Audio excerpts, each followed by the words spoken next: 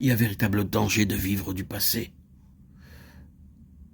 Dans Matthieu 3,10, qu'est-ce que nous avons? Nous avons un système religieux historique et traditionnel, le judaïsme, qui est censé représenter sur la terre le témoignage de Dieu. Dans le passé, il a connu la bénédiction divine, dans une mesure très réelle.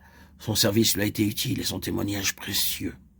Il y a eu entre Dieu et lui une solidarité réciproque pour l'accomplissement de son grand dessein. Mais l'instrument en est venu maintenant à un point où tout cela n'est plus que de l'histoire, une réputation, quelque chose qui appartient au passé et dont la vraie vie s'est éteinte. Sa vitalité, son énergie interne, sa position spirituelle, tout est en retard dans son existence. Et il est incapable de satisfaire aux besoins du jour. Pour ces instruments-là, Dieu tient en réserve dans son gouvernement suprême un temps d'épreuve, de crise. C'est proprement une épreuve, non pas dans le sens de malheur, mais dans le sens d'examen, de pierre de touche, d'essai de résistance. Le test suppose une volonté d'investigation et un but éliminatoire. Il présuppose par conséquent de la part de celui qui l'applique un objectif plus lointain et plus important.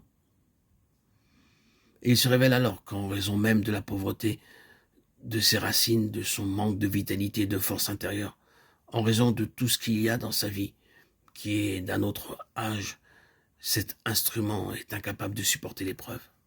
Il est alors déraciné.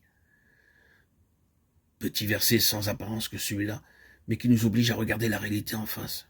Il nous enseigne en effet deux choses. La première, c'est que Dieu, dans sa souveraineté, prépare avec une détermination irrévocable un temps spécial d'épreuve, un test pour toute personne et toute œuvre qui se réclame de lui. Il veut savoir ce que vaut cet attachement. Et quand cette heure viendra, aucune bénédiction passée, aucune expérience d'autrefois, aucun souvenir de l'intervention de Dieu ne pourra nous tenir lieu de racine. Pour exprimer la même chose, en d'autres termes, Dieu soumet notre vie spirituelle et notre expérience à des essais de pression pour se rendre compte si elles tiennent, jusqu'à quel point elles tiennent, et si nous maintenons bien le contact avec l'activité présente du Saint-Esprit au sein de son peuple.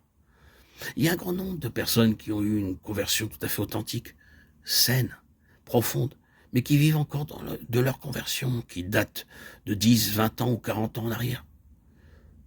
Pour évangélique que soit leur histoire spirituelle, c'est une chose du passé, sa vitalité ne s'est pas maintenue et n'est plus à la bonne page spirituellement parlant.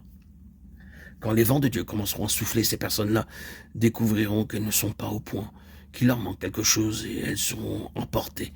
Pas nécessairement pour être éternellement perdues, pas plus que ne l'est Israël, mais pour perdre beaucoup de ce qui eût été leur partage si leur sens spirituel avait été plus en éveil.